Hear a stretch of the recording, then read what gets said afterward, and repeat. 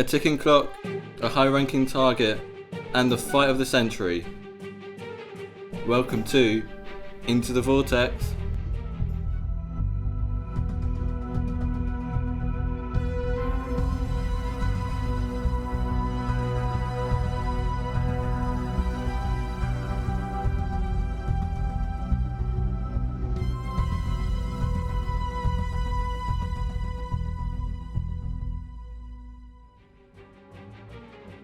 With Agent Dave Ross back, I wonder what's in store for him in the future. Guess who's back? Back again. Dave is back. Tell a friend. I'm a big fan of action films, fight scenes, the Raid, a lot of Jackie Chan stuff, Jet Li, all that stuff. As you can see, I'm not in the best shape to be doing martial arts, but when Mark told me and Lewis that we had to film a fight scene, we sort of leapt at the chance, really. I mean, when the final product, I think, is really good. I think it's something I hold quite dear to my heart. But it was tough. I mean, the fight scene really is telling the story. It's the story of the whole episode condensed into one thing, and you're not saying it with words or with camera shots. You're saying it with movement and action. So that was the hardest bit, is finding out how we can provide characterization for both me and Kendrick, Lewis's character, without having to give these big monologues, just purely doing it through the way we fought and stuff. I loved the fight scene. That was amazing. It came at the right time for me. It's something that really gave me a lot of purpose and focus, especially because I'd never planned for something in a proper methodical way. Typically, with filming stuff in the past, I would, come up with an idea and just go film it. Whereas we really, we discussed the idea, we wrote the script, wrote the lines of what both my character was going to say and what Reese's character was going to say. Ding ding ding. You use guns for fear. You're just another faceless suit. Put it away and see how the rest of us have to live. You're a dime a dozen terrorist. This is another day at the office. The fight scene, the choreography, I remember they spent many hours working on that, sometimes right outside my room, because it was the only place in the house that had a corridor similar to the train compartment. So I'd be, sat on my computer editing, and then past the door would go people swinging, and I'm like, they're doing it again. Really hard work what they did. I think Agent Dave Ross has come a hell of a long way, and overall a really fun, dark but action-packed episode. I refer to it as the Bond of the series, the James Bond kind of film.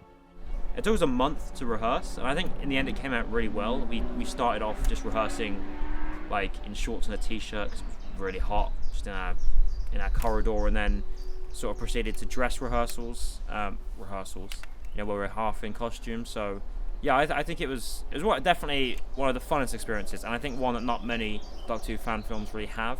Then actually filming it on the train, having to communicate to camera operators who haven't been there before, that was a big challenge that we had. And overall, I'm really proud of what we've made, and it set me on a course for this is what I want to do. I want to, plan something together as a team, communicate it to other people. Yeah, I think the fans will love the fight scene. It was great fun to watch, not only on screen but also in person, and it was great watching them actually use the set of the train in the fight, when they threw down the luggage at each other, and the sounds were absolutely brilliant. I mean, I don't know how much of the actual sound from the scene, from location, we actually used there, but some of the sounds from the train, because it's basically all hollow, it made it sound like they were hitting much harder than they were. When they hit the ground, it was thud, and it was very dramatic to watch. And then at the end of it all, we got a brilliant photo of them both looking absolutely bashed up with their makeup, big smiles on their faces. It's one of my favourite photos, I think, from filming. I really enjoyed doing the fight scene, actually. The fight scene on the train. But everything that we did on the train was, shot really well. So I've never shot on the train station before, so it was just pretty fun. And shooting the fight scene as well, having two dedicated people to actually throw blows at each other, almost actually. But it was good. It was good to see the performances go at it. I've had a couple fight scenes that I filmed back in college, back in the past, but it wasn't up to standards. Hats off to Reese and Lewis. They had spent a lot of time like working and practicing in that fight to really make it the best they could, and boy did they deliver. We filmed with both cameras. Craig was there as well, which is great. It was great fun working with him, because then obviously we were able to like get a lot more coverage from Mark to play around with the edit. He had some cameras that were a lot better than mine. We were able to like get properly wide angles and stuff, which I think definitely added to it a lot. It was such an exhausting day because it was quite hot. I was feeling sorry for Reese and Lewis more than anything, but I think what's quite fun is in those circumstances, it's something that both the actors and the cameramen have to like kind of like rehearse and work with together, because it's a whole dance between like all four of us, where we're saying, okay, so they're going to come down here at this point, Tommy capture it like this, but then you follow them out, and then you like kind of follow them into this compartment, but then you come out the other way and everything.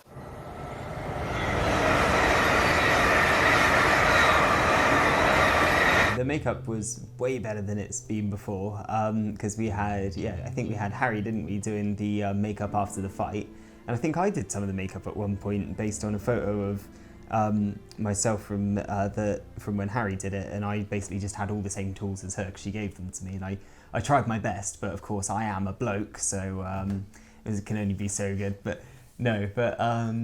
what was it? Yeah, the makeup after both the fight scenes were just absolutely brilliant. Like the fight between Lewis and Reese, like the makeup looked amazing, like it looked so real.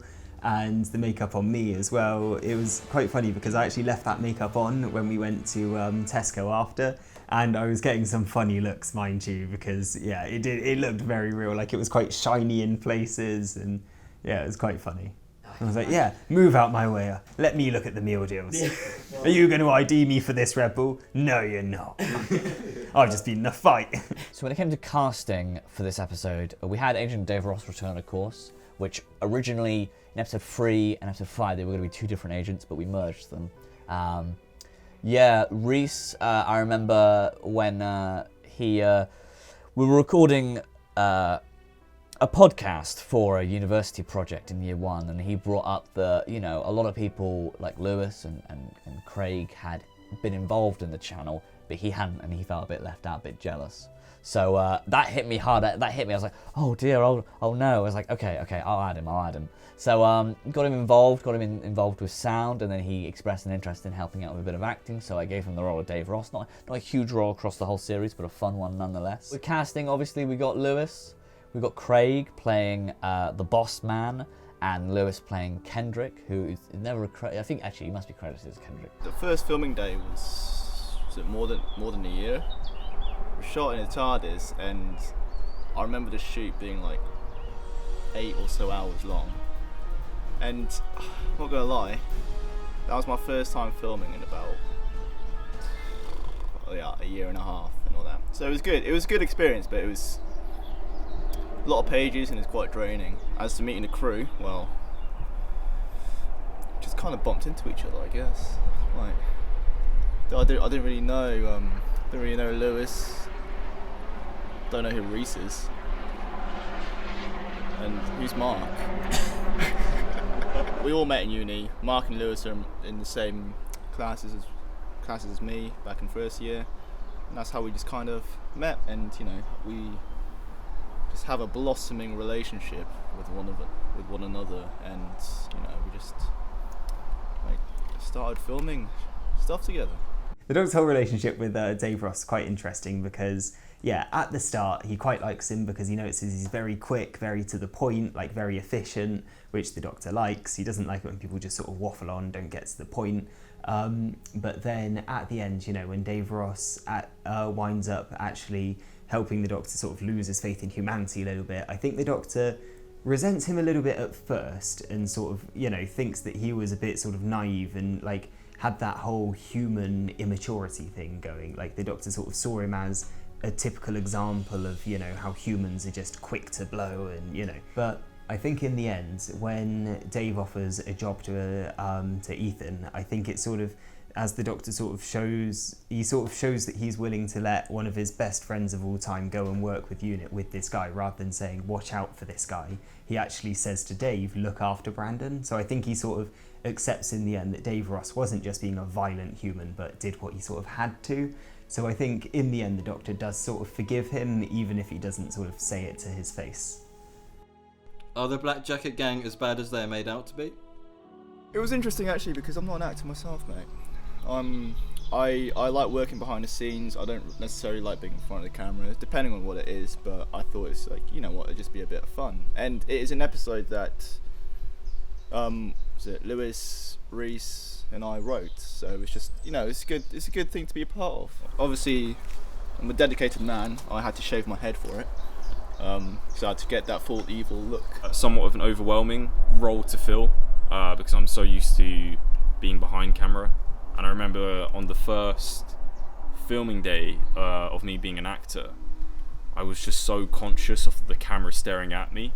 But now I feel a lot more comfortable in front of it, and I'm trying to stay as much in the scene as possible and how that character would be feeling. It was just nice to release anger on screen and, you know, have a bit of violence out, just a bit of... There's something inside me that needed to be released. I think he's quite a lost character. Depending on who he's being influenced by, it kind of makes him sway more towards that opinion. So it really does depend on his environment that he's being raised in.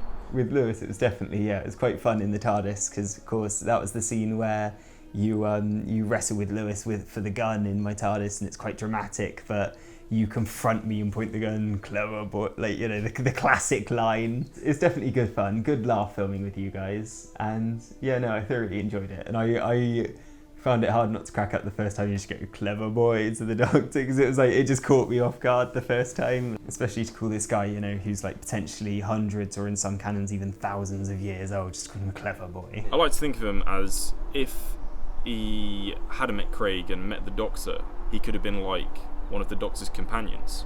Like how we see Annabelle is at a really bad place in her life, and she meets the Doctor and, you know, learns to live again, learns to want to explore and be adventurous. And some part of me feels like that could be Kendrick. Episode 5, we go down probably the darkest route in the series so far, and I think the series does get darker as it goes on. We've got fun episodes in 2 and 3, we've got 4 that's kind of in the middle, and 5's very dark. You don't want to know what happens in 6. In 5, we get to see what I sum up as being the worst side of humanity. We spent most of the time, you know, we've got this Agent Dave Ross who's returning again since episode 3.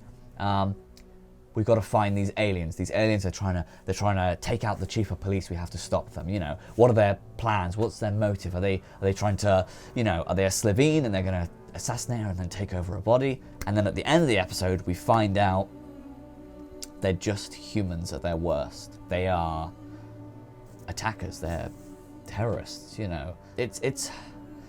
I wanted to try and avert the audience expectations into thinking, oh, okay, so another fun adventure in Series 6 where there's going to be an alien, because there's always an alien. There's always an alien in Doctor Who. Even in the Turing episode, which is purely historical, we've got a Cyberman. So in this episode, most people are going to assume, okay, this could be an alien. And then actually, there's nothing alien in the whole episode except for the Doctor. So that was a unique spin on things. We've seen Dylan and Isabella interact with Jessica. What do you make of Alex's story? With Alex, the Alex character, I think his purpose was he was trying to get laid. But no, I think that his interactions there are definitely interesting, because it makes you think that it makes you suspect Isabella a little bit, because you think, oh, you know, if she thinks that there's something going on between her boyfriend and this other girl, maybe that could be a motive. But at the end of the day, you know, she wasn't too close to Alex, and she'd been told by Dylan throughout the series, you know, Alex isn't a great guy. It does just make you just despise the Alex character. Like, he is just such a knob. Like, oh, just the way he walks around, oh yes, look at me, oh, I'm Alex, oh, fuck off, man. Yeah, I had to play Alex again, as if episode 1 wasn't tough enough. I had to play quite a, I don't exactly know what the word is, but quite a creepy flirt, I guess. And there are plenty of outtakes of me going, no, cut again, because I was just finding it so awkward to play such a character. Yeah, afterwards I was of course begging Mark, please don't do that to me again. We've now come full circle. The TARDIS has been boarded by the bounty hunter. We've seen what follows, but what will happen next? I definitely like the whole idea of the Doctor, you know, having his memory, of losing his memory, and then the whole series essentially being a flashback and showing you what's happened. I think it's definitely really interesting because at the start of the series you see that something quite dramatic, something quite important's happening, so it's nice to sort of have that suspense going throughout the entire series, because even though you've got what's happening in the episodes, you're still wondering what the hell is going on in episode 1, so episode 5 is really nice to bring it all sort of full circle, and it's also just a really fun thriller episode. Like, it was, the pacing was really good, it was like the locations are all amazing, and yeah, episode 5 is definitely like a massive step up in quality, even from the episodes in this series. In this episode, we see the Doctor basically defeated. Talked briefly a couple of episodes ago about how he's quite fun in Series 5, he's quite comedic, he's laughing about, and in this one, you know, he does a lot, he does laugh a lot, and he's like, bomb, I knew it was a bomb, and then he gets clobbered around the head, and it's like, oh shit, what's about to happen? And he's handcuffed, and he's got blood, and water chucked over him, and he wakes up, and he's like, what series are we watching? You know, this is so different. I think it definitely helped where we were on location, basically, because we were underground, it was very cold, it was very dark, I was handcuffed up, and they, like, yeah, my arms were getting tired, like, it was very taxing, cold, location to film at, so it definitely helped, you know, it definitely helped keep the smile off my face. There is, like, the one particular shot that we worked very hard to get was this really nice shot where Craig, the evil terrorist warlord that he is, walks up to the chained up Doctor and he blows smoke in his face. Poor Craig, we made him like do it quite a few times until we like got the right shot, but eventually he was able to, like, it sounds weird, but he was able to generate enough smoke. And when he finally like puffed it out and the smoke just went into the light, we were just like, oh yes, that was it. It was definitely interesting getting to explore the dark side of my Doctor, especially as my Doctor has to confront the facts that humans aren't all good as well, and realising that, you know, his faith in humanity might be slightly naive as he realises that humans can do things that are just as bad as, you know, some of the aliens he's fought. And when Dave Ross shows up, you know, the people were both dead, and one of them was only a kid, you know, who the Doctor was hoping to change. And yeah, I think it's quite interesting, and the fact that the Doctor can probably see some of that evil in Dave Ross as well, that you see at the end of the episode by how the Doctor gives him a bit of an earful. So it's definitely interesting to see his sort of perspective on humanity sort of change, and I think that's also quite relevant to the whole Jessica Williams story as well, seeing the Doctor's sort of view on humans and what they're capable of becoming a bit more realistic, I guess. I do remember we did originally plan to actually set fire to that coat, because I think it was one we could sacrifice, but, you know, we checked the label and it turned out it was polyester, which is bad because then you'd be like melting plastic and choking all of us down in the basement with no ventilation. So yeah, that was a no-go. There's this gorgeous shot, which was actually Mark jumping in with a light and a orange gel, but lighting up Craig's face as the coat sets fire. Obviously we add in the flames afterwards, but we have Craig's face so being lit up by the firelight, which I think was some fantastic shots. So, you know, credit to Mark jumping in with a small torch and the orange gel lighting up his face. That worked out really well. And reviewing that footage and, you know, really trying to, that was the first time I properly was in the scene, as I was saying earlier. That was like a moment where I was like, wow, this felt really special. This felt like, you know, solely unique to MB and Homeland. I was never going to capture that feeling or that scene again in any other production. I think Lewis was great because he was really just like asking, I do remember he was like asking advice on the day and like, you know, what could I do to be a better actor and stuff. So, you know, hats off to him for like really trying, because yeah, just there were just points when he was just like saying, guys, can I do this and be a bit better? I feel like I was very stiff there and everything. So, you know, it's great to see Lewis's passion at work, because, you know, you can tell he really wants to try hard and just really focus on where to improve, no matter what he's doing. So, he's definitely a great addition to MB and Homeland. He gets beaten down, and I think we see that when he goes back to the TARDIS and he says nothing to Isabella and Dylan for quite some time. I remember we're filming the episode and I was like, okay, like obviously I didn't have any context, so I was as confused as Isabella, like what the hell's happened? Why is this coat gone and all that?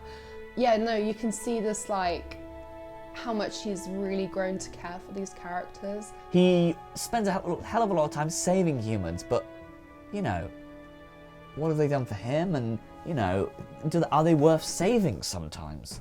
And I think we are very much hinting and leading into episode 6. Sorry, but at least you know roughly what we're going to say. Even do the joke again. I'm gonna, yeah.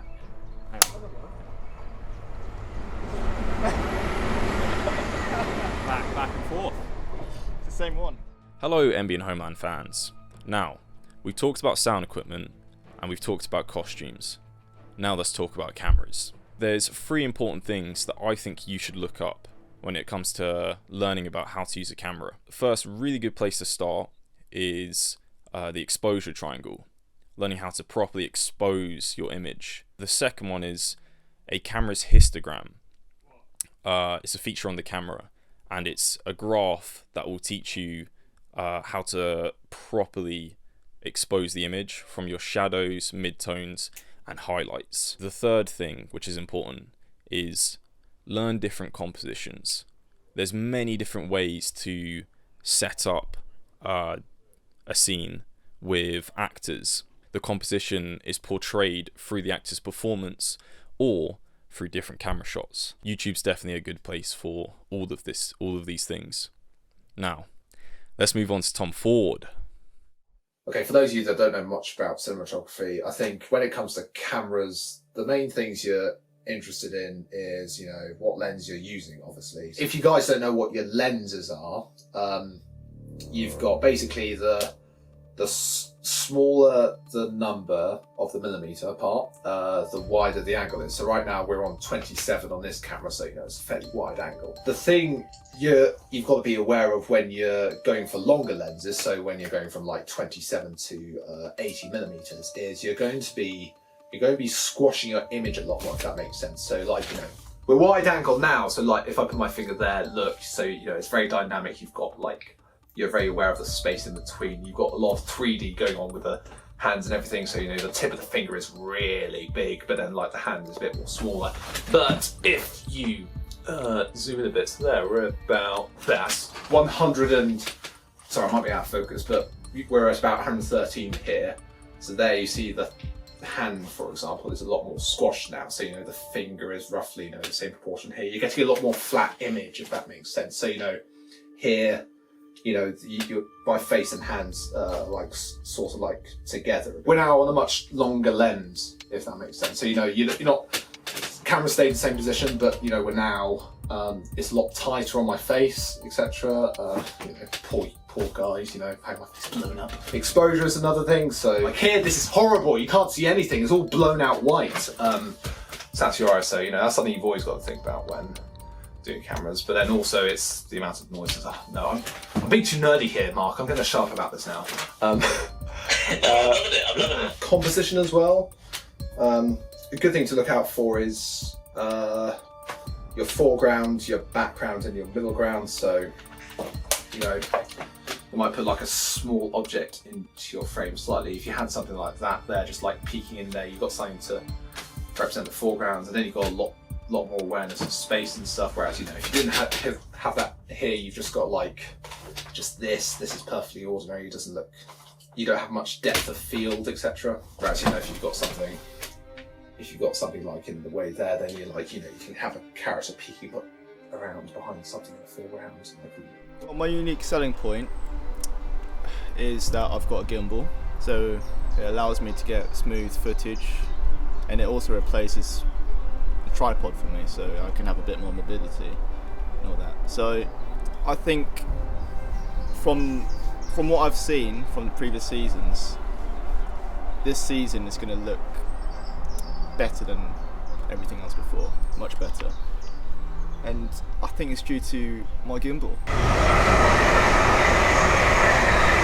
So camera, I typically use, I've got this DSLR camera. It's a Canon M50. It's very light and compact, so it's really helpful for like long filming days because it's not too heavy. And then I just use like a standard tripod. Because we've been filming for so long, when we first started, I had like no idea how to use a camera. In terms of like sound, you guys very much like you taught me and just, you know, told me what button to press, where to point the mic, stuff like that. Or take 30. Chat action this. Action. Through doing university, I eventually, over the months, trained myself on camera and then had the confidence to film some stuff. So I came into the camera operator role a lot later into the production. Yeah, so I'm a TARDIS gremlin.